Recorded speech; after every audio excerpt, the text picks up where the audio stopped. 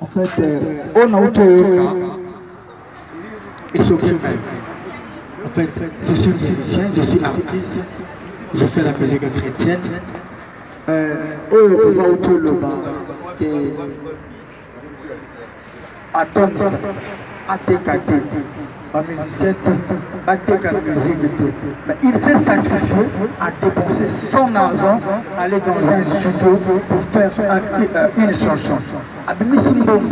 Non, non, quel est son revenu a gagné un album? Donc, il fait tout un album. Toute une année, il y a un album et qu'il donne ça gratuit. Parce que quand il gratuit, lui, il bénéficie de quoi? Il bénéficie de rien.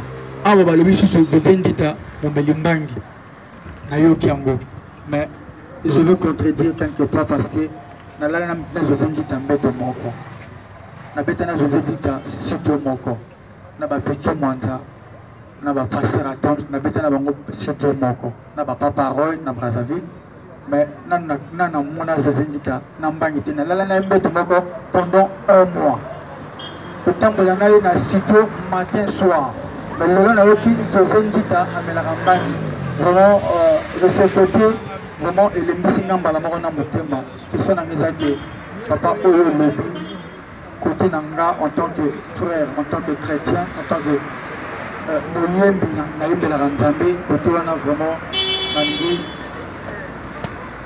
donc, et simité, tout Nanga est simité parce que l'artiste est belé, Naïm Bango, Nalala Bango, Mbet Moko, Naliana Bango, Sani Moko, na conséquence de vie qui est en banque. Vraiment, on a une alloba, ce qui est la vérité, papa confirmé Nango. Merci. On a une question. Je peux si vous avez sur beauté, na kombo na Yesu. Nazo répondre rapidement par la grâce de Dieu na question na yo na livre ya Matthieu chapitre 10 verset na bandi na 7. Bible Zoé Bisabiso, allez prêcher et dites, le royaume des cieux est proche. Guérissez les malades, ressuscitez les morts, purifiez les lépreux, chassez les démons. Vous avez reçu gratuitement, donnez aussi gratuitement.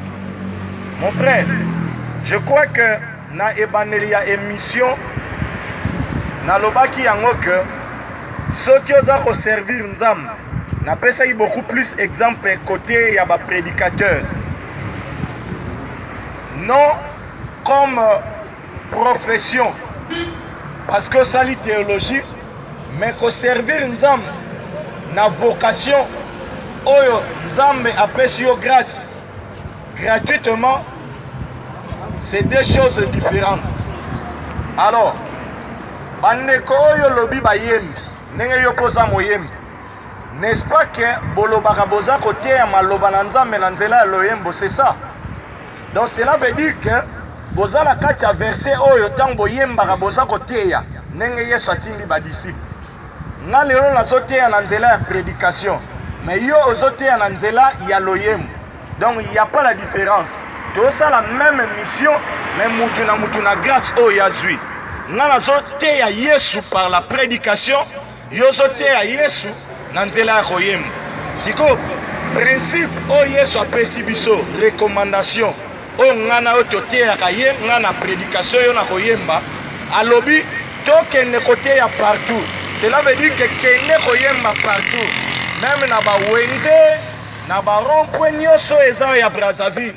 Lokola grâce wana ya koyemba oza lokola ferete o a fourni ben fort na ba ina ba institut mususu yo ozwi yango comme vocation donc grâce Nzamba pesio ote ya nanzela ya koyemba il faut sala yango gratuitement. Amen. Parce que yo ozo yemba ozo teya ngana zo teya boy différence exacte ce qui te osala Nzamba. Moi j'ai quitté Congo Kinshasa na ye na mupepete na futi visa na futi billet pona koma awa on vous prêche la parole de Dieu gratuitement. Amen. Yo pe soroza na poso te ya Yesu na nzela ya koyemba. Luka musala sala yebisa José Nzita. Ba Toms, bato nyos te dénoncer. Ba luka misala ba sala. Comme ça ba épargner après avoir comprendre soin ba famille na bango. Yemoko akota studio pour que côté o alinga te nzambe na nzela loyem asala yango gratuitement ndenge totangi. Par rapport à José Nzita, frère, yo ozana ye pendant 1 mois. Oza na Kinshasa na Brazzaville. Ngai naza na Kinshasa.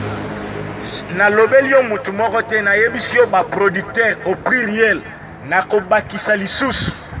Na ba ingénieur, ba arrangeur de son. Yoza choqué, je ne peux pas te demander pardon. Peut-être 1 mois oyo sala na yebite ce que ça vrai ou faux, mais la présence na yo amela yango te. Eza médiatisé, na tozalaka na ye na Kinshasa. Soki na conseiller makam, ndenge na répondre na misu na yo, vidéo kozala poster, apporter nga plainte.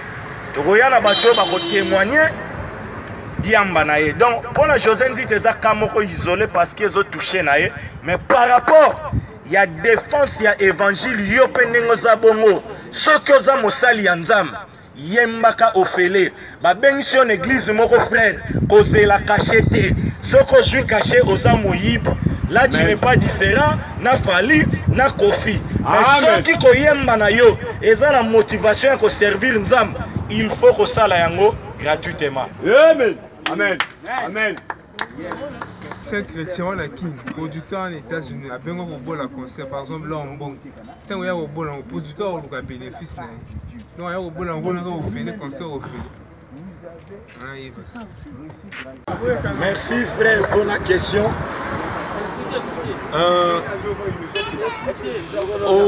Au poser question moi ya malam ya oluka koyeba que musicien chrétien soi-disant supporté pour Nangaï. Afani na un producteur moka bengia ya kobola concert na Braza to na Poto. Producteur wana pe aza kozela mbongo na en retour. Maintenant na uté ko expliquer neko na bandelique ko yemba wana zo yemba lokola lingi ala ta kombo chrétien. Donc aza koté ya maloba na nzambe, il faut pe azonga na écriture. Dans Matthieu 24:4, Yesu alobi, prenez garde que personne ne vous séduise. Proposition il faut examiner ce qui est un piège à ennemi de la volonté ensemble. Donc moi je pense que ce que le frère, il y a qu'à concert na Brazzaville, na loué podium babiloko nyoso pour que bana na nzambe ba pambolama. Donc ngai nazo contribuer na finance nanga yo pe na grâce na yo pour que te faire avancer le royaume. Il y a pas de problème. Mais ceux qui producteur a yene na esprit à cop yo lokolo zote ya Yesu na nzela liloba, il y a pas match. Mais ceux qui nous ont lokola fali wana oza libre. Yango tozoko benga bango biyipe parce que le même producteur au bazako produire ba fali ba fabrigas bango na pe mutu bazaka ko produire bango ba yibisi bango mbongo esuki kaka wana te ba initier bango ti na occultisme. C'est ça la réponse. Pas na compléter encore tant que le dit que non na compte studio na ko sala bo.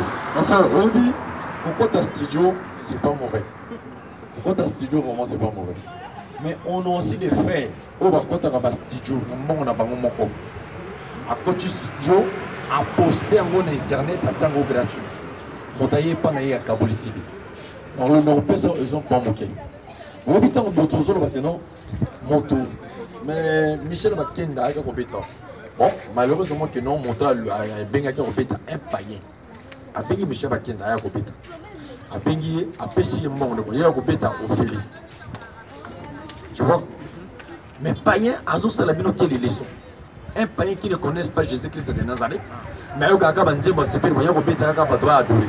Mon frère, les lois qui ont zamba tombola au lobby que non, nana lingina beta na rompe kulundawa.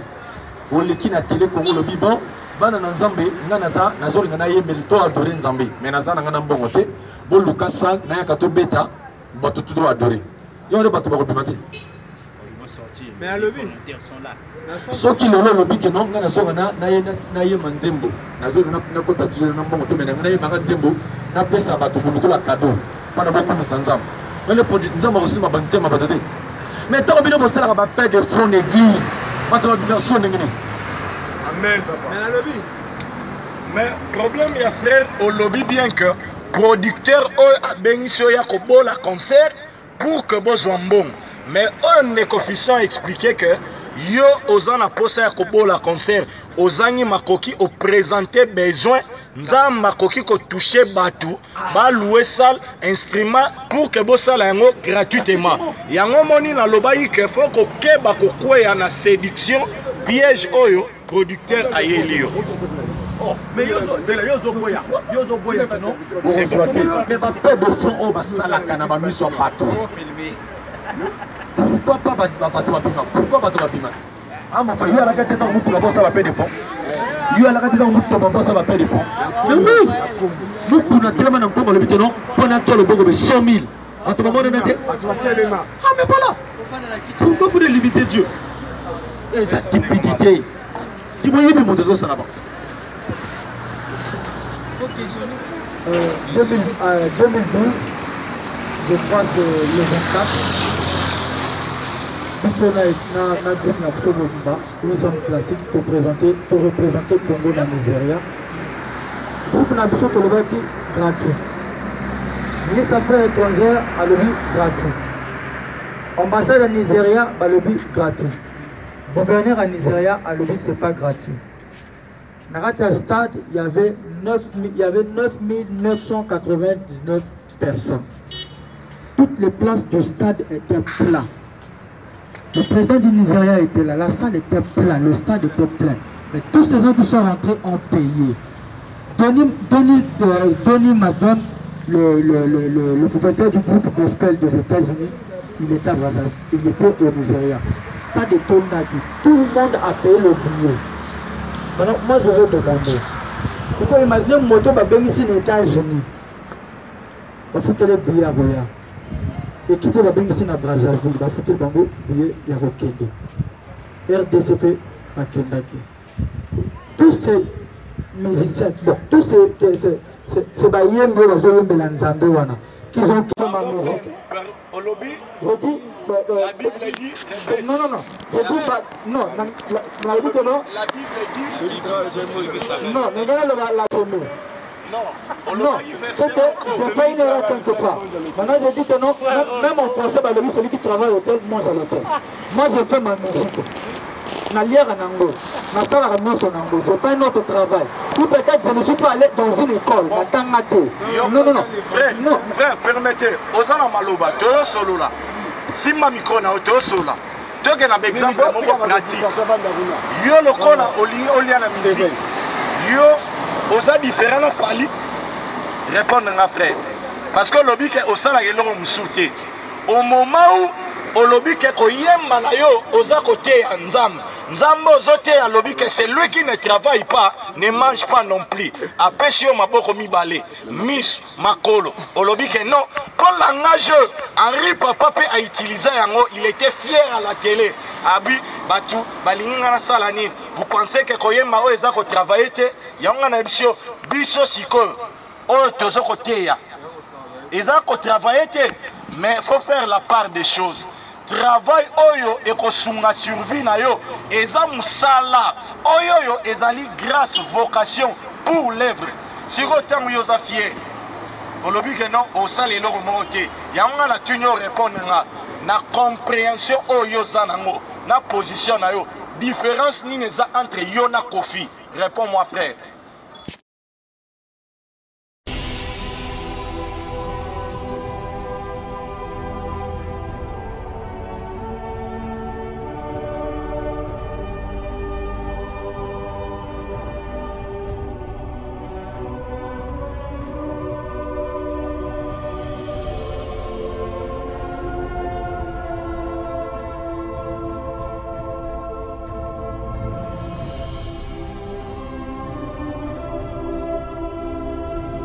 ezosala likolo ya écriture ya baécriture eloko ezosala biso mabe yango wana nga napesi yo baverset nakosepela ke ce que toi tu penses là prouve yango mpe na baécriture parce que raisonnement nyonso okoti na maloba okotisi na makambo ya nzambe eza soutenu na maloba na nzambe te eza nzela ya kufa amen yango natuni différence nini eza entre yo na Fally parce que Fally azosala musique mpo azwa asala mbongo na ye yo sikoyo pourquoi ozolata kombo na Yesu mais Yesu yango makomi na ye lobi ke vous avez reçu gratuitement donné aussi gratuitement yo leki baba na nini ntango nzambe asungi yo oyeba koloba oyemba malamu ozwi grâce wana ofele pourquoi sikoyo intérêt ya libumu na yo okolata kombo ya Yesu mpo osalir baprincipe na ye yango nga natuni différence nini eza entre yo na Fally te yo na Kofi parce que Kofi pa yemba iyenga mandalala boyembela mwana na nzambe ayembaki kombo na Yesu atekaka banzembo wana na yo frère différence eza pour réponds-moi à la lumière des écritures Bible yango fungula verset ezo soutenir position na yo. Voilà, pardon. La Bible est claire. Hein? Bien que Bible à téléphone, on met la Il faut jouer avec la parole. Voilà. Mon frère. À Pointe-Noire, on m'avait fait grâce de on m'avait passé son cher d'évangéliser. Moi, je prêchais la parole envers mes frères. Tous sont à la lumière des Écritures et non moi je pense à la lumière des Écritures parce que Nana Zobuka Yango n'a pas su au verset. Soutiens ta position dans les Écritures. Oh, biso te peut sur la thèse. Bimisa antithèse moko na ba écriture. C'est clair. Nzambe akopambola musala ya maboko na yo. Otangi informatique tu as dépensé pour na kozwa mayele wana. C'est normal mutaye obonsile ordinateur. O futi saye parce que za musala connaissance wana futela ki yango. Mais grâce au futela ki yango nini po yo obana ko betisa concert payant. Si tu n'es pas convaincu, sur base de quel verset? Et l'autre, c'est la parole qui sauve. Si tu as écrit par rapport à ma conviction, frère, ce qu'il fait le psycho, votre ensemble